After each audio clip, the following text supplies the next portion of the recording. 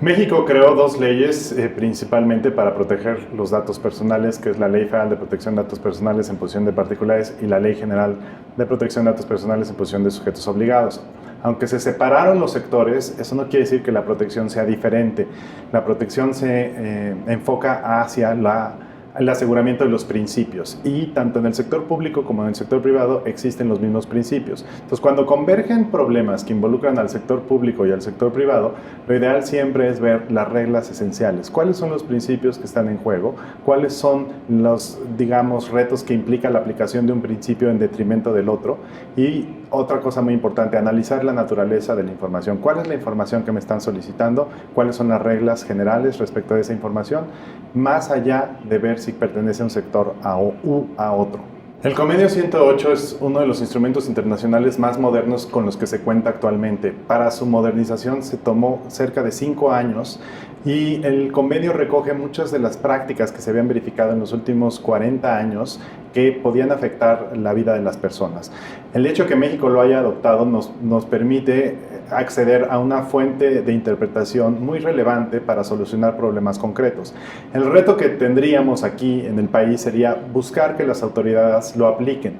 ¿A qué me refiero con eso? Que cuando tengan problemas que impliquen el uso o el mal uso de datos personales, tengan a la mano el Convenio 108, porque puede constituirse en una fuente de interpretación muy valiosa y, dado el 133 de la Constitución mexicana, vinculado al artículo primero, se pueden hacer uso de las reglas de interpretación constitucionales, como puede ser la interpretación conforme o el principio pro persona, ¿no? Entonces, la idea es que el convenio venga a completar la legislación nacional y que al final se pueda ofrecerle a los ciudadanos una mejor protección de sus datos personales y con ello una mejor protección de su privacidad. La portabilidad es un nuevo derecho que surge a partir de la entrada en vigor del Reglamento Europeo de Protección de Datos Personales.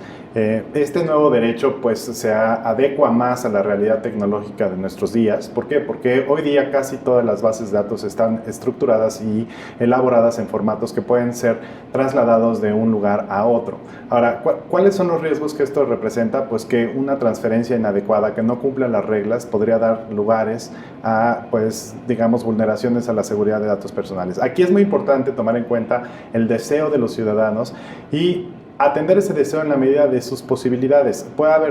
Pueden darse casos en los que existan las bases de datos, pero que no estén en el formato estructurado y por lo tanto la portabilidad no pueda llevarse a cabo. Entonces, eso es muy importante, que las empresas o el sector gobierno le informen a los ciudadanos cuándo tienen en su poder bases estructuradas sobre las cuales es posible la portabilidad y cuándo no. Cuándo está este deseo en el sentido de ejercer el derecho de acceso a datos personales no podría llevarse a cabo precisamente porque no se tiene la base de datos en ese formato. Uno, que verifiquen la ley, que ubiquen cuál es el fundamento legal para llevar a cabo esa transferencia. Si la transferencia está autorizada, entonces pueden llevarla a cabo.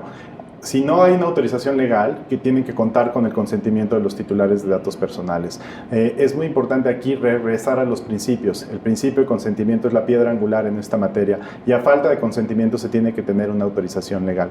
Los que tienen las bases de datos o los ficheros deben de tomar en cuenta que la confianza está depositada en ellos, no a quien transfieren los datos personales, y tienen que honrar esa confianza. Por lo tanto, cada vez que se les pida una transferencia de datos personales, cumplan con las reglas que establece la ley, que es la aplicación de estos dos principios, consentimiento y el principio de licitud. A mí me parece que fue una decisión interesante de nuestro legislador establecer esa disposición de que las medidas de apremio y las sanciones serán cubiertas con los recursos de los servidores públicos. ¿Por qué? Porque en un tratamiento de datos personales participan diferentes servidores públicos con diferentes niveles de jerarquía y diferentes capacidades en la toma de decisiones.